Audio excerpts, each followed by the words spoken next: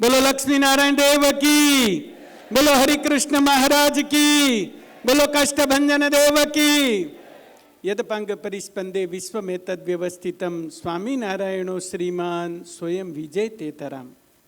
અતુલિત બલધામમ હૈમ શૈલાબદેહમ ધનુજવન કૃશાનમ જ્ઞાની નામગ્રગણ્યમ સકલ ગુણ નિધાનમ વાનરાણામ અધીશમ રઘુપતિ પ્રિય ભક્તમ વાત જાતમ નમામી. પરમ કૃપાળુ પરાત્પર પૂર્ણ પુરુષોત્તમ નારાયણ ભગવાન શ્રી સ્વામિનારાયણ સરસ વચનામૃતનું જ્ઞાન જેમણે પીરસ્યું છે એવા વિદ્વાન ડૉક્ટર શાસ્ત્રી સ્વામી સંત વલ્લભદાસજી સ્વામી ચેરમેન શ્રી, મારા ગુરુ પૂજ્ય સ્વામી શ્રી વલ્લભદાસજી સ્વામી, પૂજ્ય શાસ્ત્રી સ્વામી હરિઓમ પ્રકાશદાસજી સ્વામી, સંચાલક શ્રી શ્યામ સ્વામી, પાર્ષદ શ્રી ઘનશ્યામ ભગત, આ રવિ સભાના યજમાન શ્રી હિતેશભાઈ, સાંખ્યોગી માતાઓ અને શ્રી હરિના લાડીલા સૌ ભક્તોને હૃદયના ભાવથી જય સ્વામિનારાયણ, જય સ્વામિનારાયણ.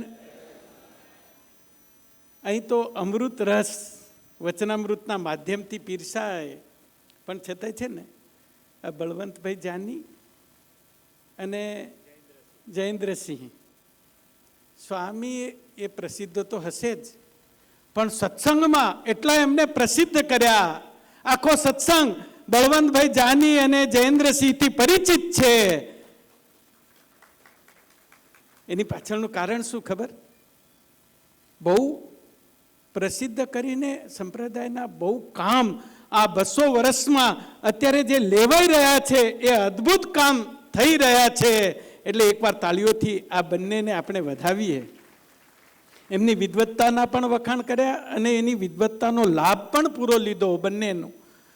એટલે એ ડૉક્ટર સંત વલ્લભ સ્વામી કેવા વિદ્વાન હશે એ કલ્પના કરી લ્યો. એકવાર એમને તાળીઓના નાદથી વધાવો.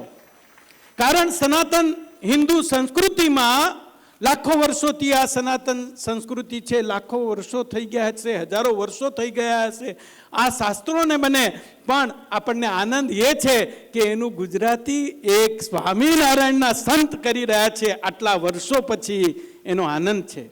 આ સંપ્રદાય ગોપાળાનંદ સ્વામીથી લઈને આજ સુધી ગીતા ભાષ્ય હોય, શ્રી ભાષ્ય હોય કે ઘણા બધા સંસ્કૃત સનાતન ધર્મના શાસ્ત્રોનું બહુ વિવેચન કર્યું છે.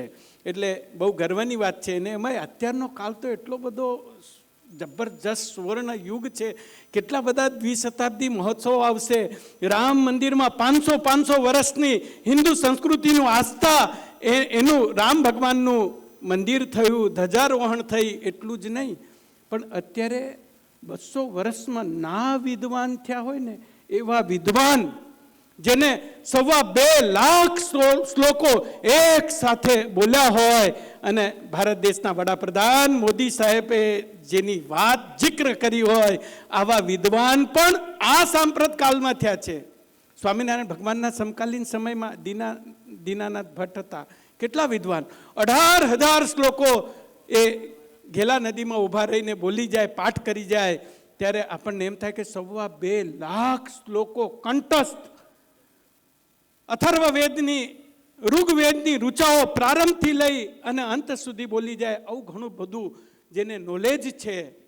એટલે અત્યારનો કાળ તો જબરજસ્ત છે. અને એમાંય આ સંપ્રદાયમાં અત્યારે આપણને ચેરમેન તરીકે આવા વિદ્વાન જેની સમાજ નોંધ લે અને જેના ઉપર સમાજ ગર્વ કરે એવા તો આપણને વડતાલ મંદિરના ચેરમેન મળ્યા છે. એ જ આપણા બહુ મોટા સદભાગ્ય. જયેન્દ્રભાઈએ કહ્યું કે બનારસ ગયા અને કોઈ મહંતને મળવા ગયા તો કે હિસાબ કરું. તો આ હિસાબ કર્યા વગર કોઠારી રહ્યા હશે? હિસાબ તો આવે જ, પણ એને મહત્વ નથી આપ્યું. મહત્વ શાસ્ત્રોને આપ્યું છે, ભક્તિને આપ્યું છે અને સંપ્રદાયના વિકાસને આપ્યું છે. એટલે વાલા ભક્તો, આ આજનું વચનામૃત 10મું હતું.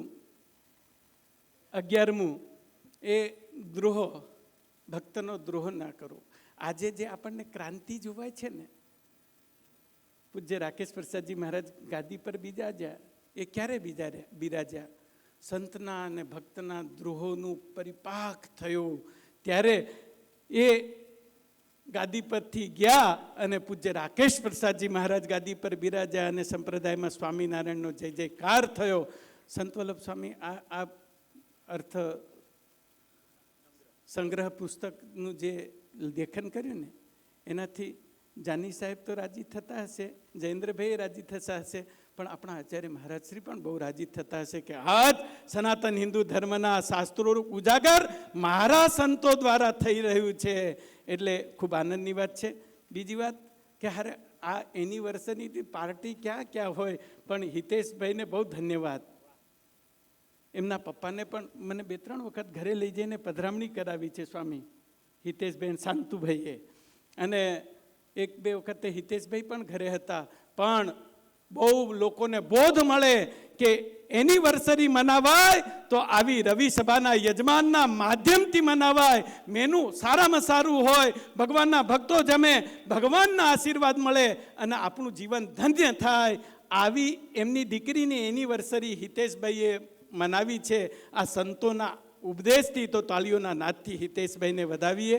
આવી સૌને પ્રેરણા મળે અને ખૂબ સારા સારા સંપ્રદાયમાં સત્કર્મો થાય, ભગવાન આપણા ઉપર રાજી થાય એવી શ્રી હરિના ચરણોમાં પ્રાર્થના કરી હું મારી વાણીને વિરમું છું. બોલો સ્વામિનારાયણ ભગવાન.